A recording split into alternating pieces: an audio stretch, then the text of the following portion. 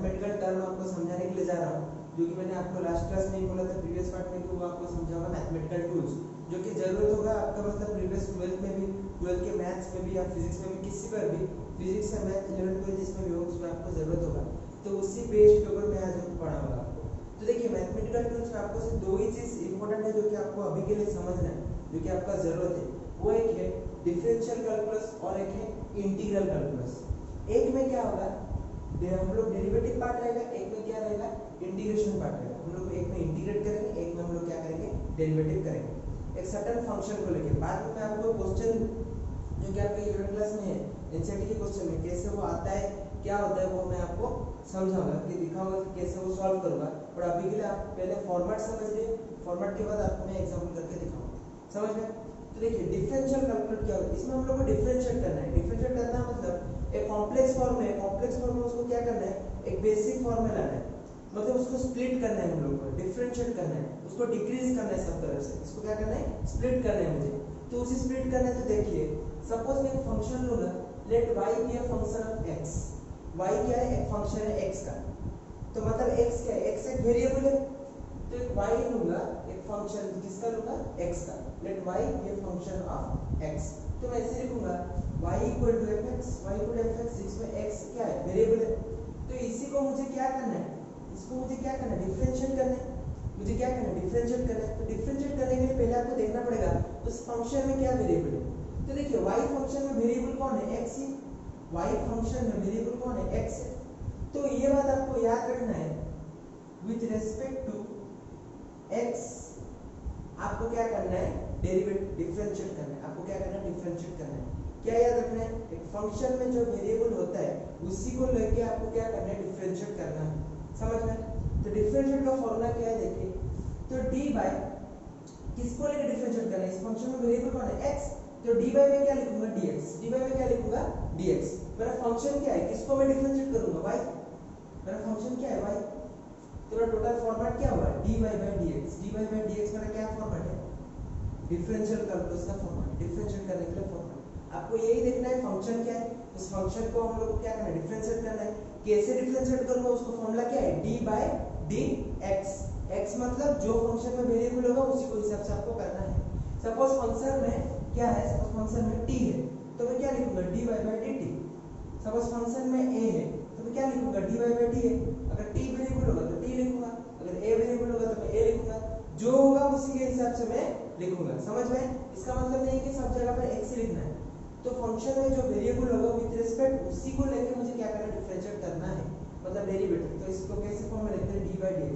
आपका जो फॉर्मूला था यूनिफॉर्म एक्सीलरेशन, आपका जो क्या था, वेलोसिटी फॉर्मूला, डिस्प्लेसमेंट फॉर्मूला, उसी में भी इसी फॉर्मूला को मैंने लिखा था कि नहीं, del y by del x और dy by dx। तो उसी को कैसे मैथमेटिकल टर्म में समझ रहे हैं, वो कैसे फॉर्मूला हो रहा है और उसको हम लोग कैसे यूटिलाइज करेंगे न्यूमेरिकल में, उसको आपको समझना है, समझ में। तो ये आपका है फॉर्मूला, समझ में।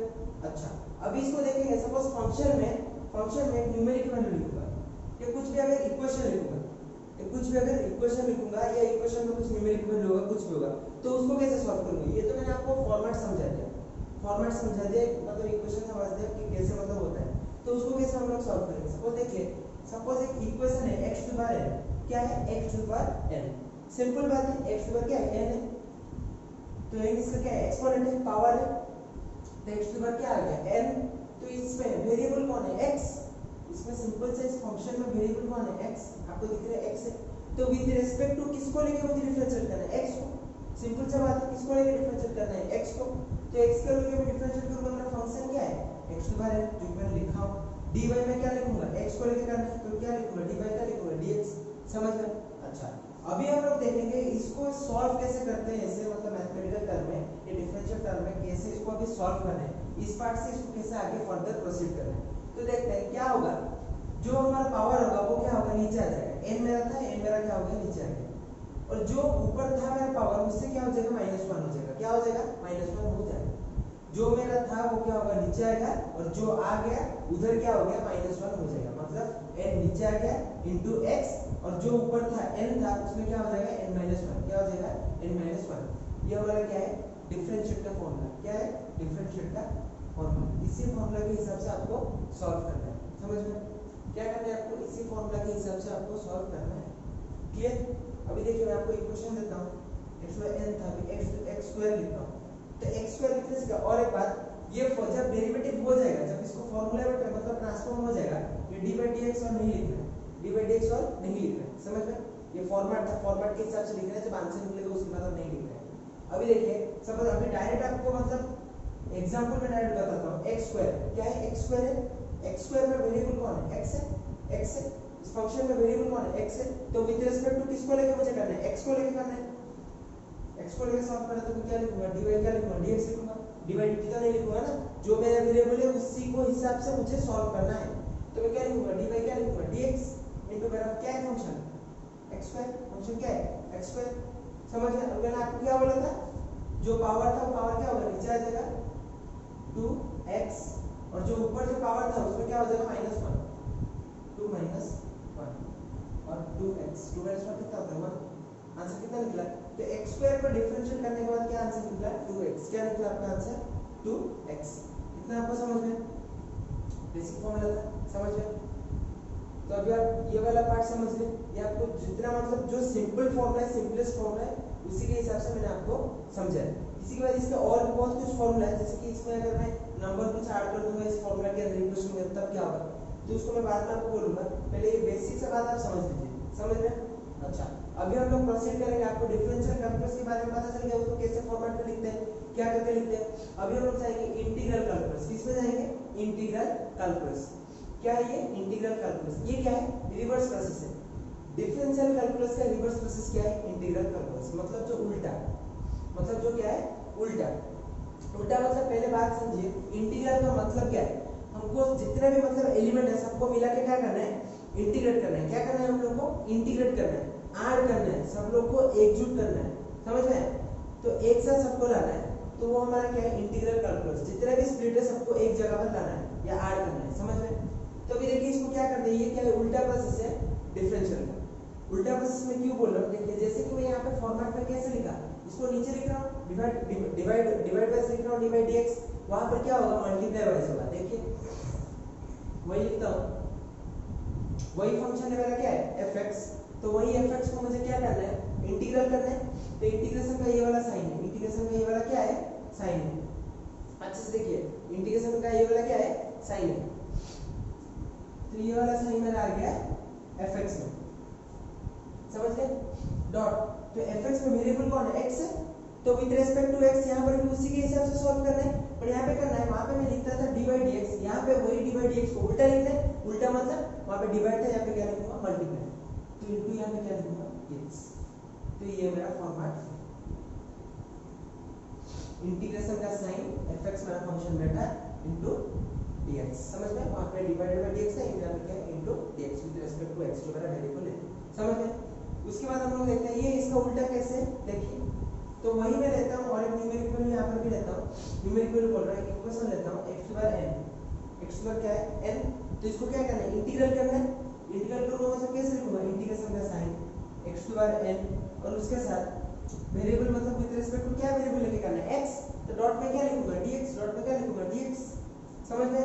तो ये मेरा फॉर्मेट में आ गया, फॉर्मेट में आ गया, अभी इसके आगे कैसे सॉल्व करना है, देखिए, तो क्या करना है, यहाँ पे उल्टा मैंने जैसे बोले, यहाँ पे क्या होगा, आड़ होगा, यहाँ पे क्या होगा, आड़ होगा, तो क्या होगा, जो मेरा पावर था, पावर मेरा कितना था, n, n में क्या हो जाएगा, +1, n में क्या हो जाएगा, +1, n में क्या होगा, +1, वही n+1 जो मैं ऊपर लिखा हूँ, जितना पावर ऊपर होगा +1 के बाद उसी को रिपीट करके नीचे लिखना है, डिवाइड करके नीचे लिखना है, क्या लिखना है, n+1, समझ में?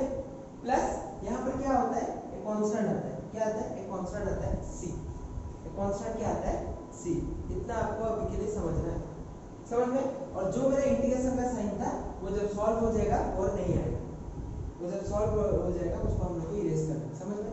तो देखिए ये फॉर्मेट देखिए, फॉर्मेट देखिए, इसी का एक क्वेश्चन भी मैं देख के करता हूँ, सपोज x स्क्वायर को मैं कैसे लिखूंगा, x स्क्वायर डॉट dx कैसे लिखूंगा, x square dot dx, x square dot dx को कैसे लिखना है, x जो मेरा पावर था +1 होगा, 2+1, भाई नीचे वही चीज रिपीट होगा, कितना होगा, 2+1, समझ में? प्लस क्या लिखूंगा, c, और आंसर मेरा कितना निकलेगा, x/3/3 plus c, x/3/3 plus c, तो ये मेरा आंसर है, तो ये जो है डिफरेंशियल कैलकुलस उसका उल्टा है वही इंटीग्रल कैलकुलस। समझ में इसको अभी के लिए नोट कर लीजिए। इसके बाद हम लोग इसके और फर्दर जो फॉर्मूला है उसके ऊपर हम लोग प्रोसीड करेंगे। तो पहले इसको भी नोट कर लीजिए और मैं आगे जाके आपको बताऊंगा ये c कांस्टेंट क्यों है। ये बात अभी से याद रख लीजिए कि अगर यहाँ पर कुछ लिमिट नहीं होगा, इस इंटीग्रेशन का जो साइन है इसमें लिमिट होता है, ये वाला लोअर लिमिट, ये वाला है अपर लिमिट। अगर मैं यहाँ पे लिमिट दे दूंगा 1 and 2, लिमिट फ्रॉम 1 and 2, तो यहाँ पर जो c कांस्टेंट है वो नहीं आएगा। बट जो फॉर्मूला में भी ये जो फॉर्मूला है इसमें भी चेंजेस आएगा। कैसे आएगा मैं आपको बताऊंगा आगे, पर अभी के लिए इतना ही पहले नोट कर लीजिए। समझ में, इसको पहले आप नोट कर लीजिए। स्टूडेंट्स अभी हम लोग देखेंगे कुछ मतलब और भी बहुत सारे फॉर्मूला है जो कि डिफरेंशियल कैलकुलस का, तो क्या क्या फॉर्मूला है उसको हम लोग देखेंगे। तो मैंने आपको जैसे बोला था कि एक फंक्शन में सपोज हम लोग एक कांस्टेंट भी लेंगे। देखिए जैसे कि यहाँ पर y फंक्शन में कांस्टेंट है c, तो कांस्टेंट जब आता है फॉर्मूला के अंदर तब उसको कैसे हम लोग डिफरेंशिएट करेंगे उसके ऊपर हम लोग यहाँ पर अभी देखेंगे। तो देखिए y किसका है, y is the function of x, तो मैं वेरिएबल कौन है x, तो मैं किसको लेके सॉल्व करूंगा, d/dx लेके सॉल्व करूंगा। तो d क्या करूंगा, dx लेके, तो यहाँ पर मैं जितना भी इक्वेशन करूंगा सब मैं वेरिएबल x को लेके सॉल्व करूंगा। समझ में, सब वेरिएबल x को लेके सॉल्व करूंगा। जब आएगा क्वेश्चन में t आएगा तो आप t लेंगे, a आएगा तो आप a लेंगे। तो मैं d/dx लिखूंगा। बट y फंक्शन में कांस्टेंट भी है, कांस्टेंट क्या है c, कांस्टेंट क्या है c। मैं आपको पहले फॉर्मेट समझाऊंगा उसके बाद एग्जांपल देके आपको समझा दूंगा। तो कांस्टेंट क्या है c, तो कांस्टेंट जब आता है डेरिवेटिव पार्ट में कांस्टेंट क्या होता है, बाहर चला जाता है। क्या होता है, बाहर चला जाता है। तो ये c क्या हो गया, बाहर आ गया, तो अंदर क्या रह जाएगा dy/dx, अंदर क्या रह जाएगा dy/dx। जैसे आप लोग देख सकते हैं यहाँ पर क्या रहेगा dy/dx। समझ गए। उसके बाद देखिए, तो अभी मैं आपको मतलब न्यूमेरिक में मतलब इक्वेशन में करके आपको समझाऊंगा कैसे होता है। एग्जांपल लेके सपोज एक इक्वेशन है 2x², क्या है 2x²। यहाँ पर x² तक फंक्शन है पर उसके साथ एक कांस्टेंट क्या है 2, तो कांस्टेंट क्या है 2, तो उसको कैसे हम लोग डिफरेंशिएट करेंगे। जैसे हम लोग लिखेंगे तो यहाँ पे x² फंक्शन में वेरिएबल कौन है x है, वेरिएबल कौन है x है, तो मैं dy क्या लिखूंगा dx लिखूंगा। टोटल मेरा फंक्शन क्या है 2x², मेरा फंक्शन क्या है 2x², उसका जो कांस्टेंट कौन है 2, तो ये 2 क्या होगा, बाहर चला जाएगा। कहां आ गया ये 2, बाहर आ गया। अंदर क्या रह जाएगा ओनली dx²/dx, dx² पे क्या हो जाएगा dx। और मैंने आपको ऑलरेडी फॉर्मेट बोल चुका हूं, x² का फॉर्मेट क्या होता है, n नीचे आएगा x रहेगा, ऊपर n जहां पे था वहां पर क्या हो जाएगा -1। तो यहाँ पर n की जगह पर कौन है 2 है, तो 2 क्या हो जाएगा नीचे आ जाएगा और इनटू क्या रहेगा, देखिए एक 2 तो बाहर है ऑलरेडी, वो कांस्टेंट है, ये 2 कहां आ जाएगा नीचे आ गया x, इसका जो 2 था उसमें क्या हो जाएगा -1, तो क्या हो गया 2 - 1। तो 2 * 2 कितना होता है 4 होता है, ये x रहा 2 - 1 कितना होता है 1, तो आंसर कितना होगा 4x। आंसर कितना होगा 4x। समझ में। तो ये आपका फॉर्मेट है जब कांस्टेंट आएगा, जब क्या आएगा कांस्टेंट आएगा। और एक बात ये भी याद रखिए कि कांस्टेंट का डेरिवेटिव अगर एक कांस्टेंट है, कांस्टेंट का डेरिवेटिव ये वाला याद रखिए इंपॉर्टेंट है, कितना होता है 0 होता है। कांस्टेंट का डेरिवेटिव कितना होता है 0 होता है। मैं आपको बोलूंगा कि 5 का डेरिवेटिव क्या है या 6 का डेरिवेटिव क्या है, 7 का डिफरेंशिएशन क्या है, उसका क्या होगा वैल्यू 0। वैल्यू क्या होता है उसका 0। बट जब उसी कांस्टेंट के साथ एक फंक्शन आता है, वेरिएबल आता है, तब उसको सॉल्व करते हैं डिफरेंट वे में। जैसे कांस्टेंट को मैंने क्या किया बाहर ले गया और बाकी जो रेस्ट वैल्यू वाला फंक्शन था उसको मैंने यहां पे सॉल्व किया। समझ में। अच्छा, इसके बाद हम लोग जाते हैं और भी बहुत सारे फार्मूला है, जैसे कि एक फार्मूला है प्रोडक्ट रूल। एक फार्मूला क्या है प्रोडक्ट रूल। तो प्रोडक्ट रूल में क्या होता है, सपोज देखिए एक इक्वेशन में सपोज दो फंक्शन है, एक इक्वेशन में क्या है दो फंक्शन है, एक फंक्शन क्या है u है, एक फंक्शन क्या है v है। देखिए जैसे एक y फंक्शन के अंदर दो फंक्शन में लिया हूं, दो पार्ट लिया हूं u एक v, क्या लिया हूं u एंड v। ये बता रहा है, याद रखिए दो फंक्शन होगा, एक u एक क्या होगा v। समझ में। तो u and v are the function of x, u and v are the function of x। इसमें वेरिएबल क्या है x है, इसमें वेरिएबल क्या है x है। समझ में। तो u and v both function है। अगर दो फंक्शन आएगा उसको हम लोग कैसे सॉल्व करेंगे, उसको हम लोग क्या करेंगे प्रोडक्ट रूल में सॉल्व करेंगे। कैसे करेंगे प्रोडक्ट रूल में सॉल्व करेंगे। तो टोटल में क्या लिखूंगा dy/dx। अभी इसमें क्या करूंगा प्रोडक्ट रूल अप्लाई करूंगा। तो प्रोडक्ट रूल कैसे अप्लाई करते हैं यहां पर देखिए अच्छे से। क्या होगा फर्स्ट जो फंक्शन है वो रहेगा, जैसे कि u वहां पर है, उससे क्या होगा सेकंड फंक्शन का डेरिवेटिव होगा dv क्या होगा dx। मैंने जैसे कि आपको बोला विद रिस्पेक्ट टू, यहां पर मेरा वेरिएबल क्या है u एंड v में बोथ वेरिएबल क्या है x है। तो मेरा क्या रहेगा u रहेगा, u मेरा बाहर रहेगा मल्टीप्लाई सेकंड जो सेकंड फंक्शन है उसका डेरिवेटिव होगा, सेकंड कौन है v, तो क्या लिखूंगा dv/dx। क्या लिखूंगा dv/dx प्लस उसका क्या होगा जो पहले जो डेरिवेटिव हुआ था, जो फंक्शन मेरा डेरिवेटिव हुआ था वो आ जाएगा रेस्ट में।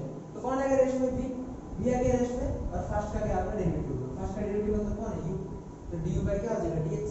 डी बाई क्या हो जाएगा dx। ये आपका मैथमेटिक्स में भी आएगा, 12 के चैप्टर में 11 के चैप्टर में, दोनों के चैप्टर में भी आएगा जितने मैथमेटिक्स है। अभी के लिए आपका ये फॉर्मूला ही आएगा समझ में। फर्स्ट रेस्ट में रहेगा second derivative plus second rest first derivative समझ में। और बोथ u एंड v किसके फंक्शन है x के, इसीलिए मैंने यहाँ पर x लिया। अगर t का होगा t लेंगे, अगर a का होगा a लेंगे समझ में। इसके बाद देखिए इसका उल्टा डिवाइड रूल, इसका उल्टा क्या है डिवाइड रूल। सपोज वही दो फंक्शन डिवाइड हो गए और y इक्वल में क्या लिखा है u by v, u and v both function को क्या है डिवाइड हो गए हैं। तो डिवाइड होगा जब डिवाइड फॉर्म में आएगा तब उसको कैसे सॉल्व करेंगे, वही लिखेंगे dy बाई dx। बिकॉज़ मैं ऑलरेडी बोल चुका हूं u and v both function है किसके, मतलब वेरिएबल किसका है x है। यहाँ पर वेरिएबल किसका है, ये u एंड v फंक्शन में वेरिएबल कौन है x है। तो x है तो मैं क्या लिखूंगा यहाँ पर x लिखूंगा। यहाँ पर भी क्या होगा वही होगा, बट यहाँ पर थोड़ा डिफरेंट वे में होगा। क्या होगा, नीचे जो डिनोमिनेटर है वो रहेगा रेस्ट में, डिनोमिनेटर का फंक्शन है वो रहेगा रेस्ट में v इनटू जो न्यूमरेटर है उसका डेरिवेटिव होगा, न्यूमरेटर का डेरिवेटिव du बाय क्या लिखूंगा dx। बिकॉज़ मेरा x वेरिएबल है, आपको बोल चुका हूं u and v are function of x, u and v are function of x। तो हमारा जो क्या हो गया डिनोमिनेटर रेस्ट में न्यूमरेटर का डेरिवेटिव माइनस उसका उल्टा क्या, जो न्यूमरेटर है वो रहेगा रेस्ट में, उसका क्या इनटू होगा डिनोमिनेटर का क्या रहेगा डेरिवेटिव। उसके बाद डिवाइडेड बाय माइनस करने के बाद टोटल डिवाइडेड बाय जो मेरा डिनोमिनेटर था, जो मेरा डिनोमिनेटर फंक्शन था कौन v का क्या हो जाएगा स्क्वायर, v का क्या हो जाएगा स्क्वायर। इसको ऐसे सॉल्व करते हैं, v का क्या हो जाएगा स्क्वायर समझ में। तो ये आपका हो गया product rule and divide rule. उसके बाद देखिए चेन रूल, इसके बाद क्या है चेन रूल। चेन रूल क्या होता है, सपोज एक फंक्शन के अंदर और एक फंक्शन है, एक फंक्शन के अंदर और एक फंक्शन है, एक मतलब एक फंक्शन के अंदर और एक फंक्शन आता है, x के अंदर और एक फंक्शन है। तो उसको हम लोग कैसे सॉल्व करेंगे, देखिए इसमें आएगा चेन रूल। क्या आएगा चेन रूल, देखिए तो y इक्वल में क्या लिखा हूं u by n, let y be the function of u। y किसका फंक्शन है u का, एंड u किसका फंक्शन है, x का, u किसका फंक्शन है x का। तो यहाँ पर अच्छे से देखिए u to the power n एक तो फंक्शन है ही है, u to the power n एक फंक्शन है, पर इस u to the power n के अंदर एक u भी है, u to the power n के अंदर एक u भी है, समझ में आ रहा है कि नहीं। इस u to the power n एक फंक्शन है, बट इस u to the power n के अंदर और एक u है, देख सकते हैं ये एक सिंगल u है। तो उसका भी हम लोग को क्या करना पड़ेगा डेरिवेटिव करना पड़ेगा, मतलब होल का डेरिवेटिव करूंगा उसके बाद अंदर का डेरिवेटिव करूंगा, उसके बाद क्या करूंगा अंदर का डेरिवेटिव करूंगा। तो टोटल में क्या लिखूंगा dy by dx, क्या लिखूंगा dy by dx, बिकॉज़ मैं बोल रहा हूं फंक्शन ऑफ किसका x का, क्या लिखूंगा dy by dx। तो y किसका फंक्शन है u का, तो y किसका फंक्शन है u का, तो मैं कैसे लिखूंगा dy by du, जो मेरा फंक्शन y था वो किसका है u का। तो विद रिस्पेक्ट टू यहां के अंदर u क्या है, u एक वेरिएबल है, पहला u एक यहां पर क्या है वेरिएबल है, तो मैं dy में क्या लिखा हूं du लिखूं। सिंपल सा बात है, यहां पर अगर x बार n होता तो मैं क्या लिखता dy by dx लिखता, यहां पर क्या है u है तो मैं इसे क्या लिखूं dy by du। मेरा y फंक्शन है उसके अंदर वेरिएबल क्या है u है, तो मैं क्या लिखूं dy में क्या लिखूंगा du, dy में क्या लिखूंगा मैं du। उसके बाद उसके अंदर और एक फंक्शन क्या है u है, उसके अंदर और एक फंक्शन क्या है u है जिसका वेरिएबल कौन है x है, तो मैं क्या लिखूंगा इनटू क्या लिखूंगा एक डेरिवेटिव करूंगा du by dx, एक डेरिवेटिव क्या करूंगा du by dx। तो इसको कैसे डायरेक्टली सॉल्व करते हैं देखिए, तो d by dx टोटल क्या है u to the power n, total क्या है u to the power n। तो पहले मुझे क्या करना है u to the power n को सॉल्व करना है, पहले मुझे क्या करना है u to the power n को सॉल्व करना है। उसके बाद मुझे क्या करना है उसके अंदर जो हमारा जो फंक्शन है u, उसके अंदर हमारा जो फंक्शन है उसको सॉल्व करना है। तो u to the power n को कैसे सॉल्व करूंगा, हमारे जैसे इस फॉर्मेट में मैंने बोला था x to the power n format में n into x to the power n - 1, वैसे ही मैंने यहां पर n ला रहा हूं, u रहा, ऊपर जो n था n में क्या हो गया n - 1, ऊपर जो n था वहां पे क्या हो गया n - 1 into क्या हुआ into यहां पे क्या हुआ d by dx into वहां पे क्या हुआ d by dx। मतलब u to the power n को तो मैंने सॉल्व किया ही क्या, उसी के साथ जो u था इसके अंदर जो u था उसको भी मैंने डेरिवेटिव किया d by dx। जैसे मैंने बोला y फंक्शन है किसका u का, u फंक्शन है x का, तो y फंक्शन है u का, तो विद रिस्पेक्ट टू u मैंने सॉल्व किया, एंड u का फंक्शन कौन है x का, तो विद रिस्पेक्ट टू क्या है x मैंने u को सॉल्व किया, समझ में। तो ये हमारा फार्मूला था। इसी के साथ और भी बहुत सारे फार्मूला है, जैसे देख लीजिए इसी डिफरेंशिएट को लॉग में और साइन कोसाइन में कैसे सॉल्व करते हैं। देखिए tan है cos है cot है, बहुत सारे फार्मूला है, बट अभी के लिए आपको बस याद रखना है साइन एंड cos में कैसे सॉल्व करना है। देखिए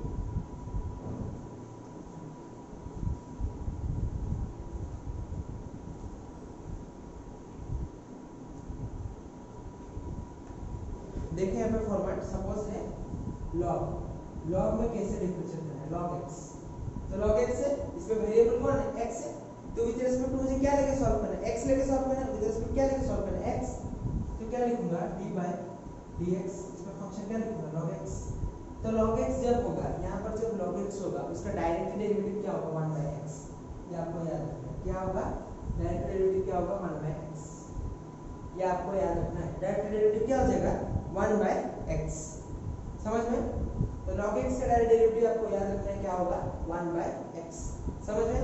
अभी देखिए सपोज एक एक्सपोनेंट फॉर्म में e टू पावर x, तो e टू पावर x का क्या होगा, e टू पावर x में यहाँ पे डेरिवेटिव मतलब विद रिस्पेक्ट टू क्या है x, with respect two variable क्या है x, तो d by dx मैं क्या लिखूंगा e टू पावर x, तो e टू पावर x का डेरिवेटिव वही e टू पावर x ही होता है, ये जो एक्सपोनेंट ये मतलब क्या है यूनिक मतलब यूनिक फॉर्मूला है, इसमें क्या होगा e टू पावर x ही होगा, ये वाला आपको याद रखना है, क्या होगा e टू पावर x।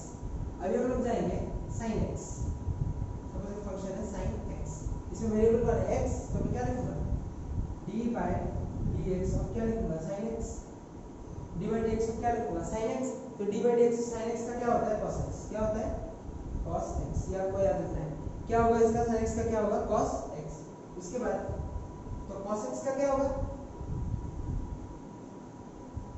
तो d by dx में क्या लिखूंगा cos x का क्या होगा इसका उल्टा, इसका क्या होगा उल्टा, उल्टा मतलब क्या होगा माइनस sin x,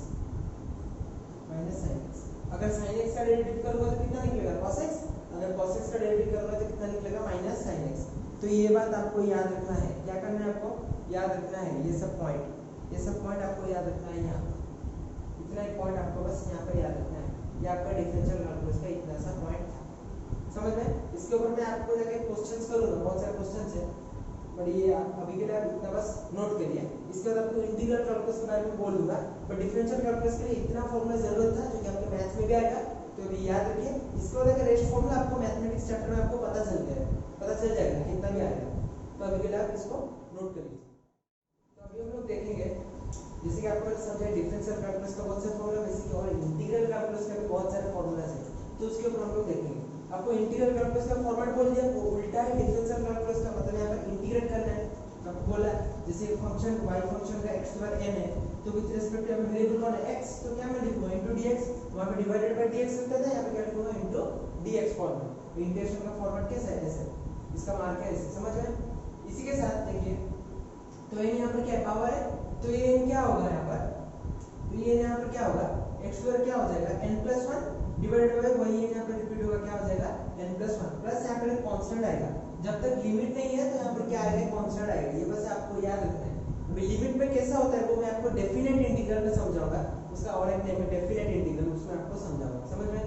उसके बाद देखिए सपोज एक इंटीग्रेशन होगा dx का, सिंपल इंटीग्रेशन है dx मतलब क्या है इधर 1 है, 1 into dx ऐसे भी बोल सकता हूँ, तो dx का इंटीग्रेशन बस आपको याद रखना है क्या होगा x plus c तो कांस्टेंट आएगा हर जगह, तो dx का इंटीग्रेशन क्या होगा x, तो उसी हिसाब से अगर यहाँ पे होगा इंटीग्रेशन ऑफ 2 into dx, ऐसा होगा 2 into dx, तो इंटीग्रेशन ऑफ 2, तो उसका विद रिस्पेक्ट क्या रखना 2 into dx है, तो यहाँ पर क्या होगा 2x plus c, वैसे अगर 3 आएगा तो क्या हो जाएगा 3x plus c, मतलब ये जो 2 जो कांस्टेंट है, 2 जो कांस्टेंट है क्या हो जाएगा बाहर आ जाएगा, ये जो 2 कांस्टेंट है क्या हो जाएगा बाहर आ जाएगा, ये इधर जो 2 है ये 2 क्या हो जाएगा बाहर आ जाएगा, तो इंटीग्रेशन ऑफ ओनली dx, तो क्या हो जाएगा 2x plus c, ये आपको याद रखना है। तो कांस्टेंट यहाँ पर भी क्या होता है बाहर आ जाएगा, समझ में, क्या हो जाएगा बाहर आ जाएगा। उसके बाद देखिए सपोज एक फॉर्म में 1 by x में आ रहा है, बट फंक्शन का जो वेरिएबल क्या आ रहा है 1 by x, तो 1 by x में हमारा फंक्शन है, तो उसको हम लोग इंटीग्रेट करते हैं 1 by x मतलब x वेरिएबल है, तो विद रिस्पेक्ट क्या लिखूंगा dx, तो वहां पर सिंपल सा बात है, मैंने जैसे कि आपको बोला इंटीग्रेशन किसका होता है डेरिवेटिव का log x क्या होता था 1 by x, मतलब उसी 1 by x को मैं अगर इंटीग्रेट करूंगा तो वो क्या हो जाएगा उल्टा का डेरिवेटिव, मतलब क्या होगा log x, तो यहाँ पर क्या हो जाएगा log x प्लस क्या होगा कांस्टेंट क्या है c, समझ में, तो log x प्लस कांस्टेंट क्या आ गया c, समझ में। उसके बाद देखिए अभी जाएंगे sin एंड cos में जाएंगे, sin एंड cos, तो ये बात याद रखिए डिफरेंशिएशन में मतलब डिफरेंशियल कैलकुलस में sin का जो फॉर्मूला था यहाँ पर उसका वही उल्टा होगा, वहां पर sin x का डिफरेंशिएट करने के बाद क्या निकलता था cos x, sin x का इंटीग्रेशन करने के बाद क्या निकलता है cos x, यहाँ पर देखिए sin x का इंटीग्रेशन मतलब x वेरिएबल तो इनटू क्या लिखूंगा dx, उसका इंटीग्रेशन करने से क्या निकलेगा माइनस cos x, क्या निकलेगा माइनस cos x, इंटीग्रेशन का फॉर्म है, माइनस क्या होगा cos x प्लस क्या कांस्टेंट रहेगा c। वैसे भी वहां पर मैं जो डेरिवेटिव करता था cos x का कितना आया था माइनस sin x, यहां पर उसका उल्टा cos x का कितना आएगा plus sin x plus c। देखिए तो यहां पर sin x क्या है पॉजिटिव। उसके बाद देखिए हमारा जो मतलब यूनिक फॉर्म है एक्सपोनेंट फॉर्म, तो integration of e to the power x, तो e to the power x का इंटीग्रेशन वही e to the power x ही आएगा, ये वाला वही सेम है डेरिवेटिव का, प्लस क्या होगा c, ये वाला फॉर्मूला याद रखना है, समझ आए, प्लस क्या हो गया c। तो इतने सारे फॉर्मूला थे आपके इंटीग्रल कैलकुलस में। बस और एक फॉर्मूला देखिए अभी, इसको नोट करने के बाद देखिए जो लिमिट के बारे में बोल रहा था वो आता है किसके अंदर, डेफिनेट इंटीग्रल, किसके अंदर आता है डेफिनेट इंटीग्रल। तो डेफिनेट इंटीग्रल में क्या होता है, यहाँ पर लिमिट आता है, क्या आता है यहाँ पर लिमिट आता है। सपोज x स्क्वायर है, x स्क्वायर का मैं क्या करूंगा इंटीग्रेशन करूंगा, तो इंटीग्रेशन ऑफ x स्क्वायर, बस यहाँ पर इसी x स्क्वायर में मैं लिमिट क्या दूंगा, लोअर लिमिट होगा 0, अपर लिमिट मेरा होगा सपोज x। अच्छे से देखिए लोअर लिमिट मेरा क्या होगा 0, अपर लिमिट मेरा क्या होगा x। तो x स्क्वायर का इंटीग्रेशन करने के बाद कितना निकलेगा, x स्क्वायर डॉट dx क्या निकलेगा 2 प्लस 1 बाय क्या निकलेगा 2 प्लस 1। जैसे कि आपको मैंने बोला था x स्क्वायर का क्या होता है n प्लस 1 बाय क्या होगा n प्लस 1, और लिमिट क्या है 0 है, एंड क्या है x, लिमिट क्या है 0 है और क्या है x है। तो 1/3 बाहर आ जाएगा, अंदर रहेगा x टू पावर 3, लिमिट क्या है 0 एंड x, देखिए अच्छे से लिमिट क्या है 0 एंड x। तो 1/3 का कांस्टेंट बाहर आ गया, लिमिट क्या था 0 एंड x। तो 0 एंड x में इसको देखिए, इसको अभी कैसे सॉल्व करना है अच्छे से देखिए। हमको भी क्या करना पड़ेगा, यहाँ पर इसी x के जगह, ये जो x के जगह ये जो वेरिएबल है, ये वाला जो हमारा अपर लिमिट है, इसको यहाँ पर पुट करना पड़ेगा, माइनस उसी x के जगह पर क्या करना पड़ेगा 0 हमारा जो लोअर लिमिट है उसको पुट करना पड़ेगा। तो x के जगह पर x लाया, x का कितना हो गया 3, माइनस उसी x के जगह पर 0 लाया तो क्या होगा 0 टू पावर 3। मतलब हमारा जो x जो प्लेस है वेरिएबल, उसमें कांस्टेंट हमारा जो लिमिट है उसको हम लोग को अप्लाई करना है 0 एंड x, 0 एंड x, समझ में। तो क्या होगा 1/3 x टू पावर 3, तो x टू पावर 3 होता है, फिर माइनस क्या होगा वही 0 टू पावर 3 रहा, माइनस क्या होगा वही 0 टू पावर 3, तो वही 0 टू पावर जो 3 है क्या होता है 0 ही होता है। तो ये आपका था लिमिट। तो आपका डेफिनेट इंटीग्रल खत्म हो गया, इंटीग्रल कैलकुलस भी खत्म हो गया, इतना फॉर्मूला आपको बस याद रखना है। बाकी अभी क्या करना है आपको, मैं आपको क्वेश्चन से करके मतलब समझाऊंगा, क्योंकि आपका जरूरत है, मतलब एग्जाम्स में आ रहा है क्वेश्चन, बहुत इंपॉर्टेंट क्वेश्चन है। और यही इंटीग्रेशन अभी यहाँ पर तो यूज नहीं होगा, आपके जो coming chapter question state line उसमें आपको यूज होगा, तो इसमें आप देख लेना क्या होता है इसका, समझ रहे हैं। तो अभी इसको अभी नोट कर लीजिए। स्टूडेंट्स यहाँ पर अभी क्वेश्चन देख सकते हैं, जिस क्वेश्चन को मैं आपको जो मैथमेटिकल टूल समझाया डिफरेंशियल कैलकुलस, उसी के हिसाब से मैं सॉल्व करूंगा। तो देखिए वो क्वेश्चन क्या है, position of a particle is given by, तो उसका पोजीशन एक पार्टिकल का क्या है r vector equal to 3.0 t i cap plus 2.0 t square j cap plus 5.0 k cap. तो ये पार्टिकल का क्या है पोजीशन है, एक पोजीशन है, समझ में, एक पोजीशन है। उसका क्या बोला है, ये जो t है t is in second and r है, r टू बी मीटर, इनका एक प्रॉपर यूनिट है, एक का टाइम है, एक का क्या है मीटर, आपको समझ में। तो क्या बोला है फाइंड वेलोसिटी, हम लोग को वेलोसिटी निकालना है, एंड फाइंड एक्सीलरेशन, उसका क्या निकालना है find magnitude and direction of velocity at time equal to 3 second. हमको निकालना है वेलोसिटी निकालना है विद रिस्पेक्ट टू टाइम है, और एक्सीलरेशन निकालना है विद रिस्पेक्ट टू क्या है वही टाइम है, and find magnitude direction of velocity, किसी वेलोसिटी का, और जहां पे टाइम गिवन होगा पर्टिकुलर टाइम गिवन है ऑलरेडी 3 सेकंड, समझ में, इतना समझ में। तो अभी देखते हैं सॉल्यूशन में क्या होता है सॉल्यूशन। देखिए हम लोग को क्या निकालना है वेलोसिटी निकालना है, और वेलोसिटी का फार्मूला क्या है डिस्प्लेसमेंट बाय टाइम, ये आपको ऑलरेडी पता है वेलोसिटी का फार्मूला क्या है डिस्प्लेसमेंट बाय टाइम, मेरा पोजीशन और मेरा जो डिस्प्लेसमेंट है वो तो ऑलरेडी दिया है, क्या होगा फॉर्मूला dr/dt। देखिए इस फंक्शन में वेरिएबल क्या है t है, इस फंक्शन में वेरिएबल क्या है t है, तो विद रिस्पेक्ट टू क्या लिखे क्या t, फंक्शन क्या है r वेक्टर, ये मेरा फॉर्मूला था वेलोसिटी का, था कि नहीं, वेलोसिटी का फॉर्मूला था, और इक्वल टू d/dt ऑफ क्या है total 3.0 t i cap plus 2.0 t square j cap plus 5.0 k cap. इस तीन एलिमेंट को क्या करना है डिफरेंशिएट करना है पार्ट बाय पार्ट। तो पहले देखिए, तो डी बाई डी टी में क्या, पहले इस पार्ट को मैं करूंगा डिफरेंशिएट, उसके बाद इस पार्ट को, उसके बाद इस पार्ट को। इसमें देखिए, इसमें क्या है, 3 क्या है कांस्टेंट, 3 क्या है कांस्टेंट, आई कैप जे कैप के कैप तो वो वैसे ही रहेगा, ऑर्थोगोनल हमारा जो कंपोनेंट है। पर हमारा जो 3.0 है वो क्या कांस्टेंट है, कांस्टेंट क्या हो जाएगा, बाहर जाएगा, कांस्टेंट क्या होगा, बाहर जाएगा। वेरिएबल क्या है, टी, तो dt बाय क्या हो जाएगा, dt बाय क्या हो जाएगा, dt, आई कैप नहीं बाहर है, तो dt बाय क्या हो जाएगा, dt प्लस प्लस, अच्छे से देखिए 2.0 बाहर आ गया, कांस्टेंट 2.0 बाहर आ गया, d वेरिएबल कौन है, t स्क्वायर, dt बाय क्या हो गया, dt, समझ गया। उसके बाद देखिए ये क्या है, कांस्टेंट, कांस्टेंट का इसमें वेरिएबल के नहीं है, कांस्टेंट का डेरिवेटिव क्या होता है, 0, कांस्टेंट का डेरिवेटिव क्या होता है, 0, आपको ऑलरेडी पता है। तो dt dt कैंसिल हो जाएगा, सिर्फ रह जाएगा 3.0 आई कैप, ये आपका एनसीईआरटी क्वेश्चन है, 3.0 आई कैप प्लस 2.0 तो वैसे रहेगा, t स्क्वायर का डेरिवेटिव कैसे होता है, 2 नीचे आएगा, 2 क्या होगा, नीचे आएगा, t क्या होगा, 2 - 1 प्लस 0, समझ में आ रहा है। 3.0 आई कैप प्लस 2 इनटू क्या हो गया, 4.0 t स्क्वायर, तो वेलोसिटी मेरा निकल गया, कितना निकलेगा, 3.0 i cap plus 4.0 t square, समझ में आएगी नहीं, ये बात आपको समझ में है। इसके बाद हम लोग को क्या निकालना है, एक्सीलरेशन, इसके बाद हम लोग को क्या निकालना है, एक्सीलरेशन, एक्सीलरेशन के बारे में आपको ऑलरेडी पता है, मैं यहां पे कर रहा हूं एक्सीलरेशन, एक्सीलरेशन का फार्मूला क्या है, एक्सीलरेशन का फार्मूला क्या है, चेंज इन वेलोसिटी बाय क्या है, टाइम, और d dt बाय क्या है, dt, आगे नहीं, ये वाला फार्मूला है कि नहीं, d dt बाय क्या है, dt, और सिर्फ d dt नहीं लिखना है, ये वाला फार्मूला है कि नहीं, वेलोसिटी बाय क्या है, टाइम है, हाँ कि नहीं, क्या है, वेलोसिटी बाय क्या है, टाइम है। तो अभी देखिए, अभी हम लोग इसको कैसे हम लोग सॉल्व करते हैं, उसके ऊपर हम लोग अभी देखेंगे।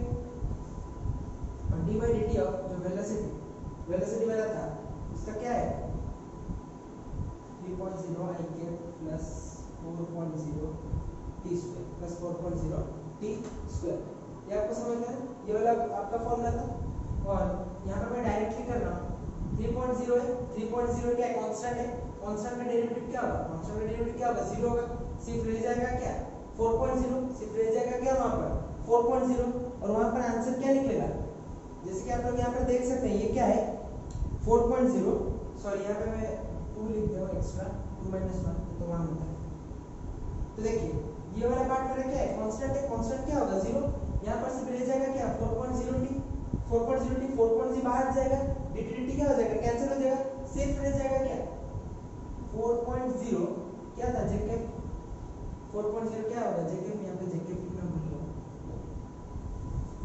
तो ये वाला होगा कि नहीं, तो क्या आंसर रहेगा 4.0 जेकेप, क्या आंसर निकलेगा 4.0 जेकेप, तो ये कांस्टेंट था 0 हो गया, और यहाँ पे 4.0 बाहर हो गया, dt dt कैंसिल हो गया, रह गया क्या यहाँ पर सिर्फ जेकेप रह गया 4.0 जेकेप, समझ में, मेरा एक्सीलरेशन निकल गया, मेरा वेलोसिटी निकल गया। अभी मुझे क्या निकालना है, find magnitude and direction of वही वेलोसिटी बट टाइम दिया, सडन टाइम दिया है 3 सेकंड, तो उसको कैसे सॉल्व करना है भी देखिए, इसको पहले नोट कर लीजिए।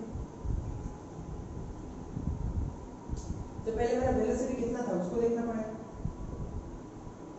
3.0, इसके बाद इसका मैग्नीट्यूड और डायरेक्शन बहुत निकालना पड़ेगा 0.0 t, जबकि ये था बोल रहा है इसमें टाइम, एक सर्टेन टाइम कितना दे दूंगा, दिया है ऑलरेडी 3.0 सेकंड, इतना सर्टेन टाइम दिया, तो डायरेक्टली 3 सेकंड में यहां पर पुट करूंगा, एज यूजुअल मुझे जितना दिया है ये प्लस 0.0 into 3.0 सेकंड, ऐसे होगा, इस t में मैं टाइम गिरा होगा, जो टाइम मैंने दिया है वेलोसिटी को कितना हो जाएगा 3.0 आई कैप प्लस प्लस कितना होगा, प्लस कितना होगा 12 जेकेप,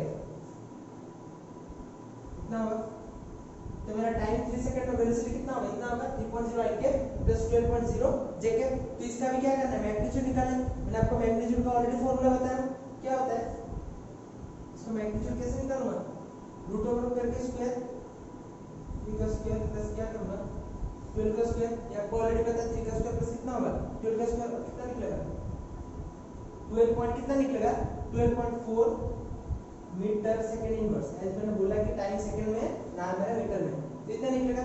और हम लोग को ये भी पता है इसका डायरेक्शन का फार्मूला, डायरेक्शन का फार्मूला क्या है tan थीटा, डायरेक्शन का फार्मूला क्या है tan थीटा, क्या होता है थीटा इक्वल टू क्या है,